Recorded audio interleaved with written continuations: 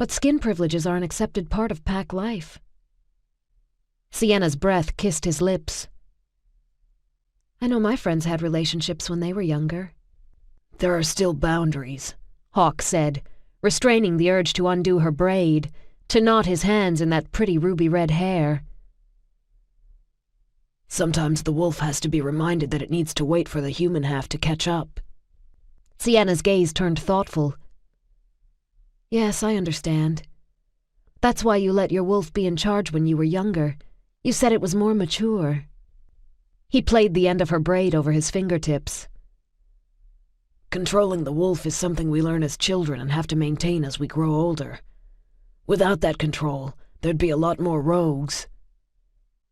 Changeling wolves who gave in to their animals turned into vicious killers, and they most often targeted those who had been their own. Do you think the juveniles are responding to the stress of being evacuated out of the den?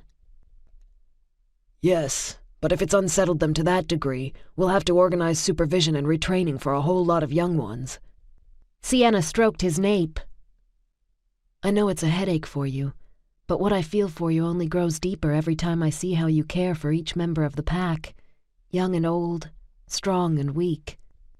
He'd never needed verbal petting, but when Sienna said things like that, yeah, it mattered. Raising his head, he released her braid and ran his knuckles down her cheek. Go, have your lunch. It cost him to say that, to know that he was sending her out with a man who had once shown an interest in her.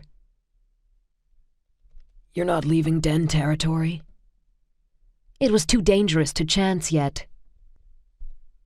The council now knew she was alive. Ming Laban, the man who had attempted to turn her into a weapon when she'd been barely more than a child, knew she was alive.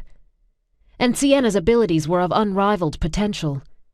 No one understood or could predict how her power would develop as she grew older, because there had never been another Cardinal Xi who'd survived to adulthood.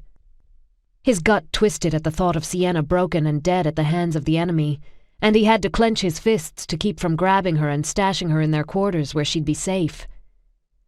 He fought the urge because the one thing he would never, ever do to Sienna was cage her. She'd already spent far too much of her life behind bars, the psychic prison designed to contain her power turning into a place of mental torture.